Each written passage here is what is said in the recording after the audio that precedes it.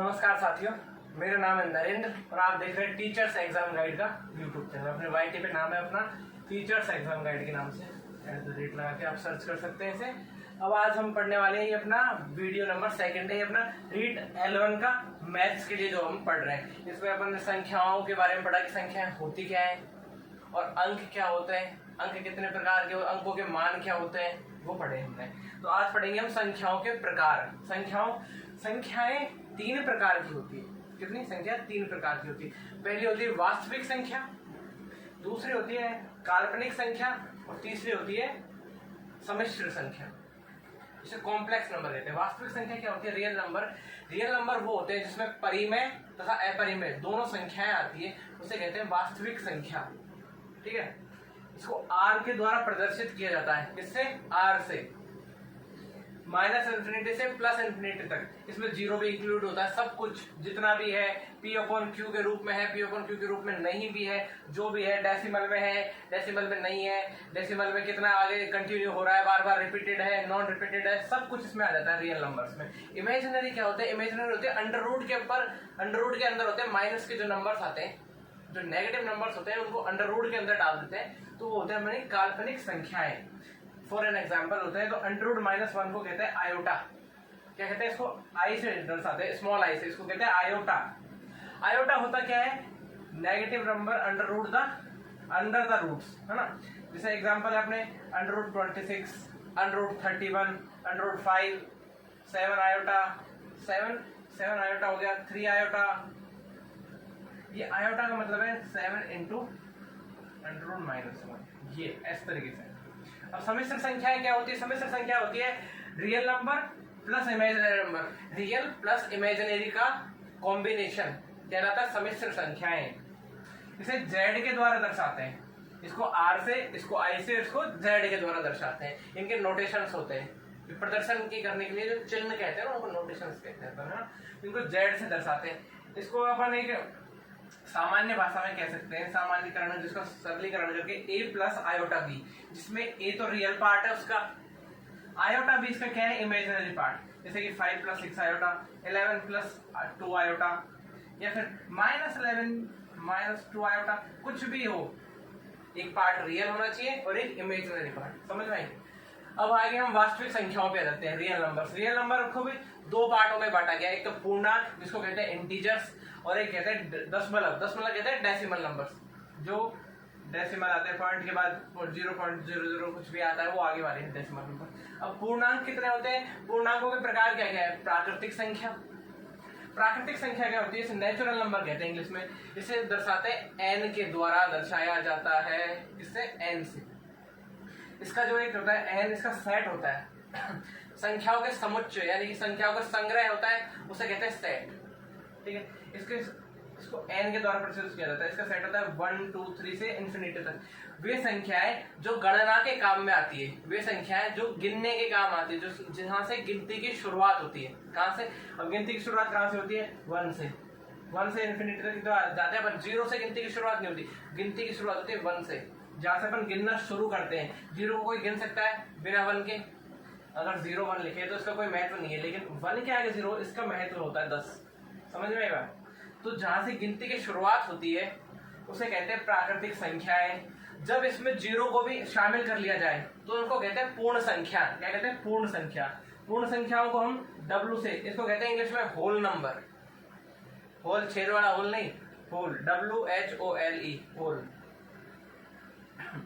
है ना। Whole number, इसको W से दर्शाते हैं। इसके सेट में क्या होता है? 0 को भी शामिल कर लिया जाता है। नेचुरल नंबर्स के सेट में जब 0 को शामिल कर लिया जाए तो क्या कहते हैं इसको? पूर्ण संख्या। फिर होती है पूर्णांक संख्याएं। पूर्णांक संख्याएं वे होती है जिनमें जो ऋणात्मक और धनात्मक दोनों प्रकार की संख्याओं को भी शामिल कर दिया जाता है, और इसमें 0 भी शामिल होता है। क्या होता है? पॉजिटिव। पूर्णांक संख्या क्या होते हैं? इंटीजर। इंटीजर को कैसे दर्शाते हैं? I से, जिसमें नेगेटिव, 0 और पॉजिटिव तीनों प्रकार की संख्या अंकों को शामिल कर लिया जाता है। तीनों प्रकार के अंकों को शामिल कर लिया जाता है। फिर आती है सम संख्याएं। अब सम संख्याएं क्या होती है? सम संख्याएं भी होती है जो 2n के रूप में लिखा जा सकता है, जिनको 2 × n के रूप में लिखा जा सकता है। वे होती है सम संख्याएं, जहाँ n 1 से लेकर 0 नहीं हो सकता बस, ठीक है। अब इनको अब ऐसे कर सकते हैं ना 0। अब सम संख्या क्या हो सकती है, सम संख्याएं ऋणात्मक से भी और धनात्मक दोनों तरफ से हो सकती है। इनमें सेट को -6, -4, -2, 0, 2, 4, 6, 8, 10, 12, 14, इस प्रकार से 20, ठीक है। अब जिनके इकाई के अंक में 0, 2, 4, 6, 8 आए, वे होते हैं सम संख्याएं, जिनकी इकाई में जैसे 10 हो गया, अपने इकाई का अंक यहाँ पे है ना, 2 मतलब 22 हो गया, 2, 4, 6 मतलब 24 मान लो, 26 मान लो, 28 मान लो, इस प्रकार से। अब इसके बाद आगे विषम संख्या। विषम संख्या क्या होती है, जो 2n + 1 के +-1 के रूप में, 2n +-1 के रूप में लिखा जा सकता है जिन संख्याओं को, वे होती है अपनी विषम संख्या। विषम संख्या जैसे होगी 1, 3, 5, 7।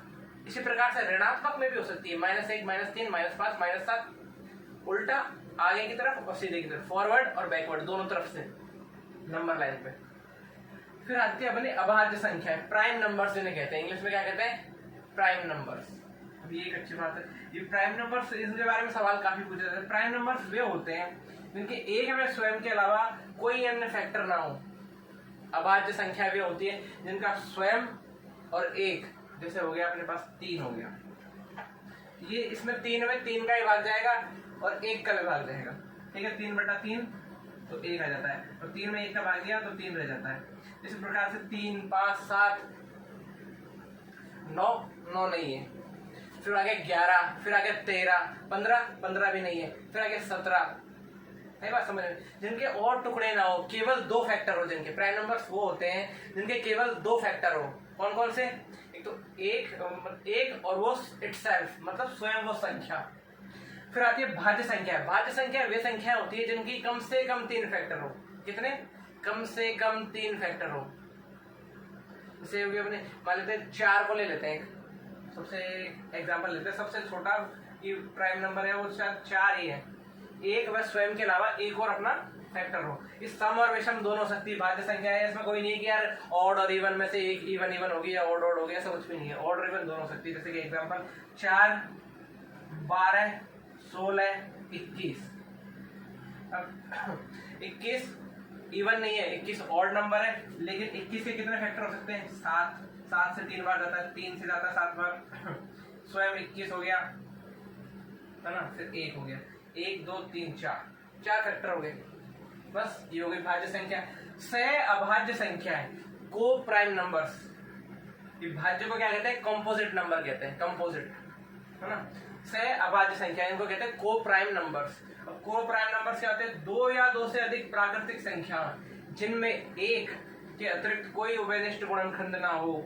कौन से?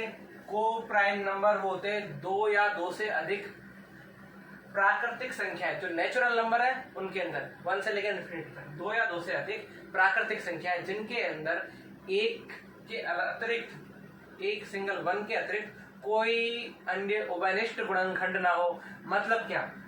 2 चीजों के अगर गुणनखंड होंगे, जैसे 3 और 7 मान लेते हैं, है ना, इनके अंदर कुछ भी कॉमन नहीं है एक को छोड़कर। इसका मतलब है इसका highest common factor, highest common factor मतलब HCF, जिसे कहते हैं महत्तम समापवर्तक, वो कितना हो? 1 हो।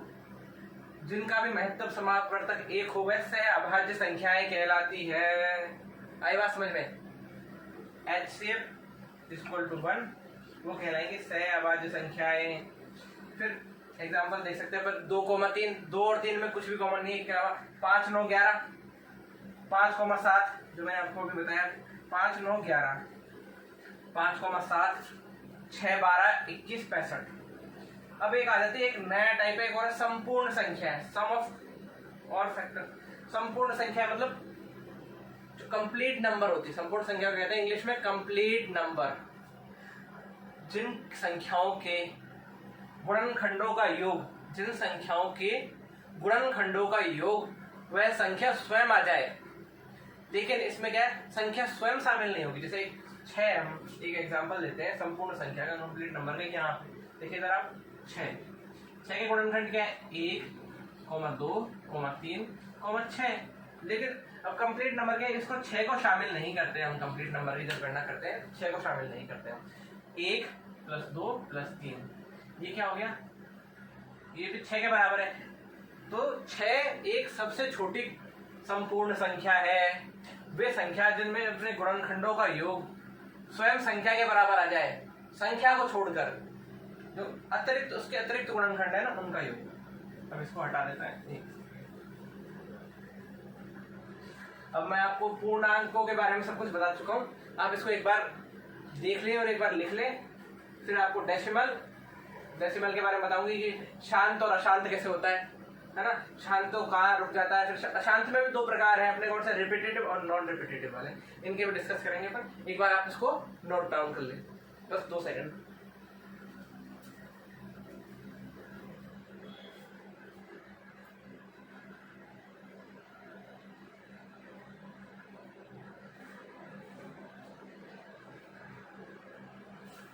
हाँ, तो आपने लिख लिया होगा या फिर इसको आप स्क्रीनशॉट ले लेना, या फिर आप जब वीडियो को देखें तो सुने और सुन के लिखे। मेरे को भी पता है ये छोटा लिखा हुआ है क्योंकि बोर्ड का साइज थोड़ा कम है, तो उस हिसाब से मैंने एक ही में ही ये पूरा ग्राफ, ये जो चार्ट है ना, आप इसको जरूर बनाना।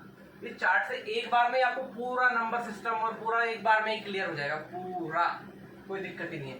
अब अपन पढ़ते हैं डेसिमल के बारे में। डेसिमल क्या होते हैं, डेसिमल 2 प्रकार के होते हैं, एक तो शांत दशमलव और एक अशांत दशमलव। अब जैसे अपन ने 10 में भाग दिया 2 का, कितना आया 5, है ना।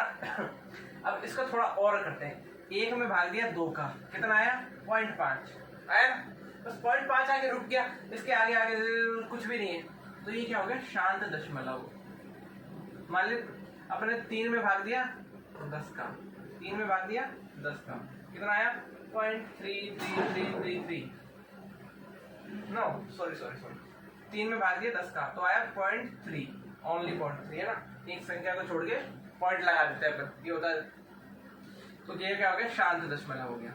अब इसकी जगह हम थोड़ा इसको जस्ट उल्टा कर दें, 10 में भाग दे दें 3 का, कितना आएगा 3.333333333।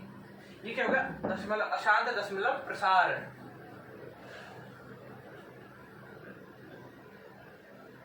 जैसे एग्जांपल दे सकते हैं अपन शांत दशमलव की। शांत दशमलव को क्या कहते हैं, टर्मिनेटिंग डेसिमल।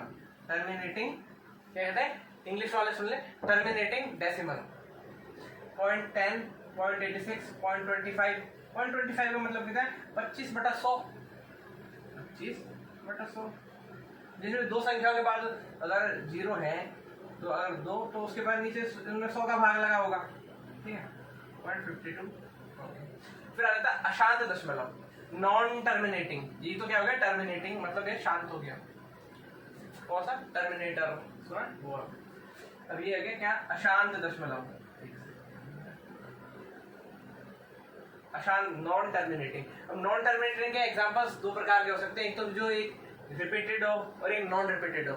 नॉन रिपीटेड होता है जैसे आप समझ सकते हैं पाई वाला, पाई में आते क्या 3.1432 ऐसे ऐसे आते बहुत आगे तक जाता रहता है, लेकिन उनकी संख्या रिपीट नहीं होती है। लेकिन ये क्या है, अब इसमें क्या है रिपीटेड वाले में क्या होता है, जैसे कि 0.6666 या 2/6 कह दो, है ना, 2/3 मतलब 0.6666।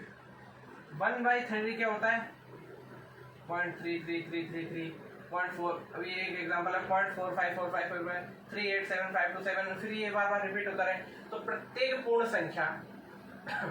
अब ठीक है, अब इसमें आ गया अपना अशांत। अशांत के अंदर भी 2 हिस्से कर दिए अपन ने, कौन से, एक रिपीटेड वाला और एक नॉन रिपीटेड वाला। रिपीटेड वाले को कैसे बार के द्वारा दर्शाते हैं, आप ये सब पढ़ेंगे 10वीं की एनसीईआरटी एक आप डाउनलोड कर ले, कोई एनसीईआरटी का ऐप, या फिर मैं बता दूंगा आपको। तो 10वीं की एनसीईआरटी के अंदर भी है एक, आप इस चैप्टर है 9वीं 10वीं की ये 0.3 बार बार रिपीट हो रहा है तो उसके ऊपर बार लगा दिया, क्या बार बार मतलब बार लग गया, ठीक है। अब इसको जब बार हटाते हैं किसी संख्या के ऊपर तो हम लिख देते हैं नीचे 9, क्या लिखते हैं नीचे 9। इसी प्रकार से जितनी संख्याओं के ऊपर बार, पॉइंट के बाद जितनी संख्याओं के ऊपर बार उतने बार नीचे 9, 0.45 बार, है ना। तो ये क्या आ जाएगा 45/99। अब ये क्या है इनको अपन क्या लिख सकते हैं, P अपॉन Q के रूप में। किस प्रकार से, P अपॉन Q के रूप में लिखा जा सकता है। परिमेय संख्याएं ये फिर है, तो ये कौन सी संख्या हो गई, परिमेय संख्याएं। ये क्या है, अशांत पुनरावृत्ति वाले दशमलवों को हम परिमेय संख्याओं के रूप में लिख सकते हैं। कोई सभी, और प्रत्येक पूर्णांक एक परिमेय संख्या होता है। एवरी इंटीजर इज ए परिमेय संख्या, ठीक है। फिर क्या है, इसके और एग्जांपल दे सकते हैं, 1/3, 4/9, 673/524, 22/7। अभी बहुत इंपॉर्टेंट चीज आपको बताने जा रहा हूँ, ठीक है। 22/7 जिसे हम पाई समझ लेते हैं, पर ये पाई नहीं है। ये क्या है, ये एक अशांत और पुनरावृत्ति वाला दशमलव प्रसार है, इसमें रिपीटेड होते हैं चीजें बार बार। तो ये क्या है, P अपॉन Q के रूप में लिखा जा सकता है। ये क्या है, एक परिमेय संख्या है, और पाई एक अपरिमेय संख्या है। अपरिमेय क्यों है, क्योंकि उसे P अपॉन Q के रूप में हम नहीं लिख सकते, इसलिए अपरिमेय है पाई। अब आ जाते हैं नॉन रिपीटेड वाले, 45.45, 87, 362। फिर ये आगे जाता है, इसमें रिपीट नहीं होगी चीजें, जैसे 4, 5, 8, 7, 3, 6, 2। कोई भी चीज आपको रिपीटेड नहीं दिख रही है इसमें। इस प्रकार से 3, 1, 4, 5, 8, 7, यहाँ तक आप देखिए एक भी संख्या रिपीट नहीं हुई। 6, 9, 2 कुछ भी रिपीट नहीं हुआ। अपरिमेय संख्याएं जिन्हें, अपरिमेय संख्या क्या होती है, वे संख्याएं जिन्हें P अपॉन Q के रूप में नहीं लिखा जा सकता। अब P अपॉन Q के रूप में लिखते हैं ना हम, तो P अपॉन Q दोनों क्या है, इंटीजर होते हैं। क्या होते हैं, इंटीजर, जिन्हें अपन पूर्णांक कहते हैं। और Q कभी भी 0 नहीं हो सकता। समझ में आई बात। फिर आ जाता है, अब जो नॉन रिपीटिंग वाले हैं उनके एग्जाम्पल देख लेते हैं। एग्जाम्पल क्या होंगे इसके, √3, √7, √11, पाई एंड सो ऑन। √5 ले सकते हैं हम, √21 ले सकते हैं हम। समझ में आई बात। फिर P अपॉन Q के रूप में लिख नहीं सकते। √3 का मान कहता है 1.732। जब आप 10वीं की किताब पढ़ी होगी आप सभी ने, अगर आप तैयारी कर रहे हैं तो आप 10वीं पास करके आए, तो आप 10वीं की गणित की किताब उठा के वापस देखना। जब भी गणनाएं करते थे हम, अपन करते थे वृत्त के अंदर और कहीं भी करते थे जब, तो √3 का मान हमें दिया जाता था, √2 का मान हमें दिया जाता था 4-5 अंकों तक, क्योंकि उसके बाद वो अपने नॉन रिपीटिंग होते थे, इसलिए उनको 4 अंकों तक की गणना में शामिल किया जाता था। Pi is not equals to 20/2/7 is not equals to 3.14, यानी कि पाई का मान 22 ना तो 22/7 होता है, ना ही 3.14 है। ये केवल 2-3 मानों तक सेम है, आपको बता रहा हूँ। इसके बाद पाई के कितने ही करोड़ों तक मानों की गणना हो चुकी है, उनमें रिपीटिंग नहीं होता है पाई का मान। देखिए पाई लगभग इक्वल टू होता है। पाई क्या होता है, लगभग बराबर होता है 22/7 के, लगभग ये बराबर होता है 3.1416, और उसके आगे आगे बढ़ती जाती है संख्याओं के मान। ठीक है, आज की क्लास में बस इतना ही।